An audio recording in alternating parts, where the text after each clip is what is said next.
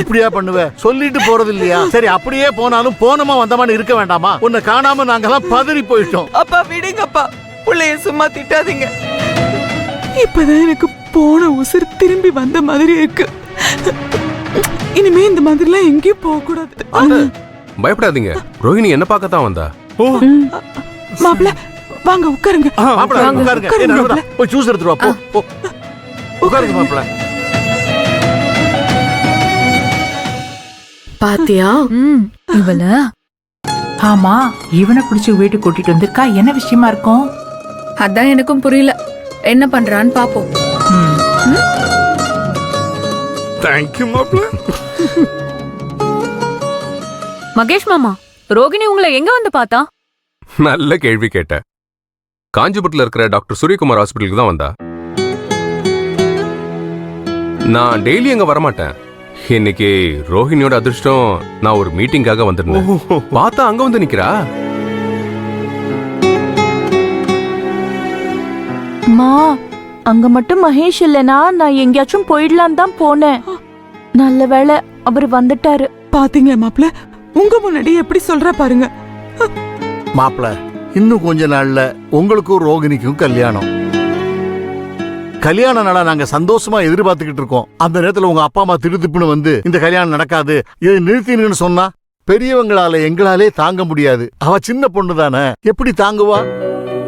ஆனாலும் மாப்பிள்ள, உங்க அப்பா அம்மா வந்து அப்படிலாம் பேசுவாங்கன்னு யாருமே எதிர்பார்க்கலீங்க. அவங்களாம் இந்த முடிவெடுக்கலத்த. எங்க சொந்தக்காரங்களோட பிரஷர் தாங்காம தான் இந்த முடிவெடுத்திருக்காங்க. அது எங்க குடும்பத்தில் ஒரு கெட்ட பழக்கம் இருக்கு. அவங்களுக்கு எப்பவுமே சொந்தக்காரங்க தான் முக்கியம். நமக்கு எது சரின்னு யோசிக்கவே மாட்டாங்க. எப்பவுமே நம்ம சொந்தக்காரங்க என்ன நினைப்பாங்கன்னு தான் யோசிப்பாங்க. சொந்தக்காரங்க என்ன நினைப்பாங்கன்னு நினைச்சு வீணா போன குடும்பம்னு கூட எங்க குடும்பத்தை சொல்லலாம். அத்த, எனக்கு கொஞ்சம் டைம் கொடுங்க, நான் உங்ககிட்ட பேசி கன்வின்ஸ் பண்ண பாக்குறேன். இப்படி எல்லாம் போய் சொல்றான் இவன்.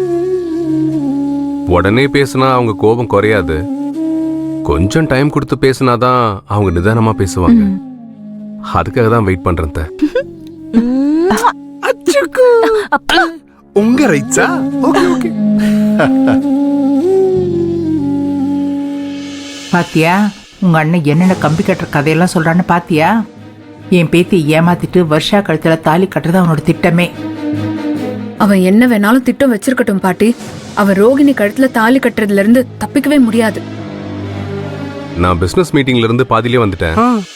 ரோஹிணி வீட்ல இருந்து சொல்லாம வந்துட்டேன்னு சொன்னால உடனே பதட்டமாயிட்டேன். ஐயோ, அதான் டக்குன்னு கிளம்பி வந்துட்டேன். அவ காலையில இருந்து சாப்பிடலன்னு நினைக்கிறேன். முதல்ல சாப்பிட வைங்க, நான் கிளம்புறேன். மாப்பிள்ள, என்ன நீங்க இப்படியே வந்துட்டு சாப்பிடாம போனா எப்படி? நீங்களும் வந்து இருந்து ஒரு வாய் சாப்பிட்டு போங்க.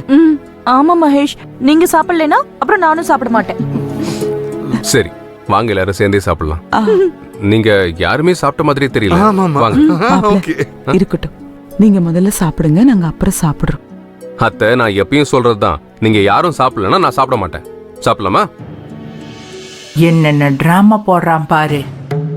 நாம தப்பா நினைச்சிட கூடாதான், அதுக்குதான் இந்த டிராமா எல்லாம் போடுறான். பாக்கலாம் பாக்கலாம். தாத்தா சாப்பிடலாம்ல? சாப்பிட்டா போச்சு.